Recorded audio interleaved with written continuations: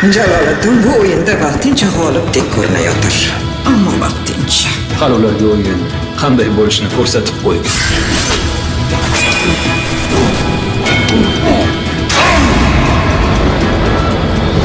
Kuzatib turgan oqshoq ekan. Yoqqil. Har qanday hayvonning eng ojiz holati o'ljani changalida tutib qolish ko'ringan chog'idir. Chingizxon ila aloqa o'rnatmoq istayman. Bugun bu odamlarni nega yubordi ekanini bila olmadim.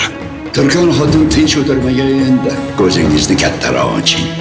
Nizomul mulkning shaksiz xatosi bo'lishi kerak. Topgan zahotim masalasini hal qildim. Saroydagilar xushlamaydigan bir ayol bormish. Ismini aytdilarmi? Bugun Qutlubek oramizdan yo'qolajak.